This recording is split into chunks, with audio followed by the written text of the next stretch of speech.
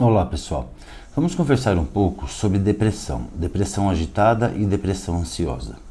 Vamos ver como é que se faz o diagnóstico diferencial entre esses dois quadros.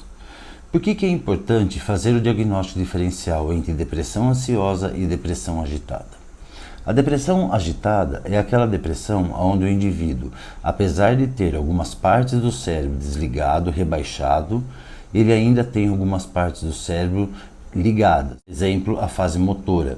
Então é aquele paciente que, apesar de deprimido, ele está com uma inquietação, uma aflição, não consegue ficar parado, não é? Mas muitas vezes esses pacientes chegam ao consultório médico e eles dizem: doutor, eu estou com ansiedade e depressão. Tanto sinto sintomas de ansiedade quanto sinto sintomas de depressão.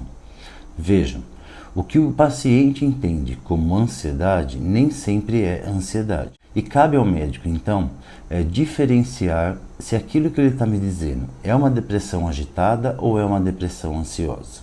E como fazer a diferenciação, como fazer o diagnóstico diferencial entre um paciente que tem uma depressão agitada e uma depressão ansiosa. Vamos lá. Se eu tiver uma depressão agitada, quer dizer o quê? Que eu tenho um cérebro que está, parte dele, deprimido, desligado, hipoativo, não é?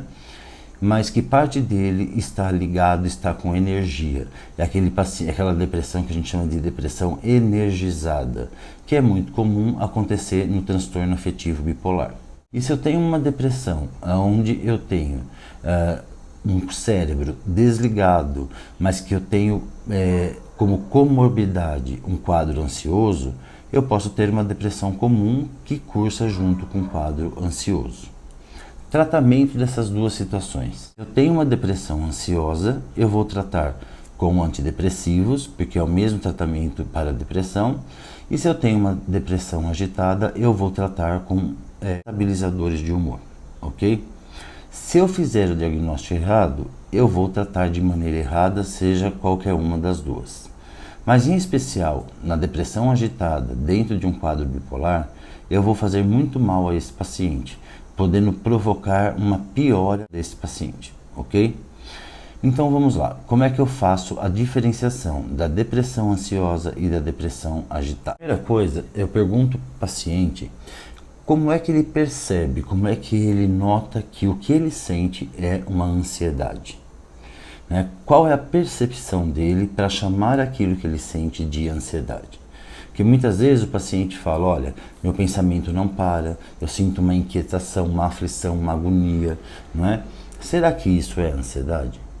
A ansiedade, ela é uma perspectiva de futuro pessimista, é uma preocupação excessiva com algo que ainda vai acontecer.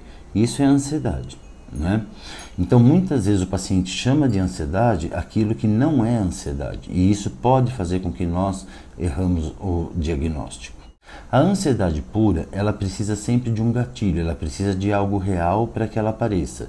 Por exemplo, vou fazer uma prova daqui 15 dias e aí o indivíduo ansioso fica: será que eu vou conseguir bem nessa prova? Será que eu vou atingir a média que eu preciso? Será que eu vou chegar no horário certo? Então ele começa a sofrer por antecedência, ele começa a sofrer como se nada fosse dar certo no dia da prova. Mas são coisas específicas.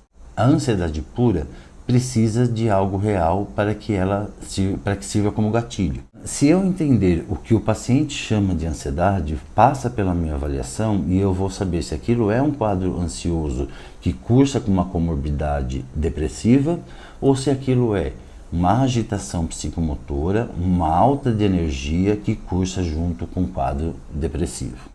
E a agitação psicomotora que cursa com o quadro depressivo é um estado de tensão constante, é uma agitação psicomotora, o indivíduo não consegue ficar parado, ele fala mais rápido, ele fala mais alto, é perceptível a mudança dele na gesticulação, na energia. Porque o que está acontecendo ali? Eu tenho parte do cérebro que está com as suas funções rebaixadas, mas tenho parte do cérebro que está com as suas funções com muita energia. Né? Então eu tenho pacientes que estão deprimidos, porém com muita libido. Eu tenho pacientes que estão deprimidos, porém não ficam quietos.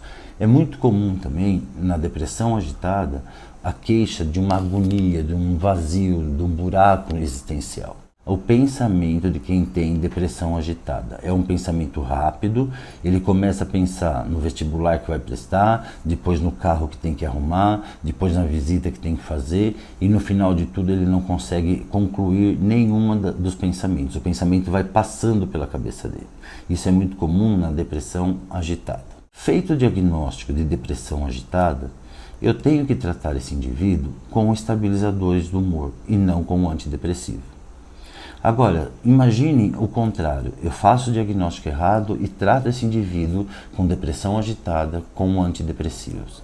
Eu vou piorar muito o estado desse paciente, podendo jogar ele em hipomania ou mania. Então é importante que o médico tenha um manejo, né, de como tratar esses indivíduos, de como fazer o diagnóstico desses indivíduos. Na verdade, a bipolaridade ela já traz bastante sofrimento quando não tratada, então nós precisamos de profissionais, nós precisamos de psicólogos, médicos, psiquiatras que saibam os detalhes do manejo para que a gente possa ajudar cada vez mais gente. Um abraço e até a próxima.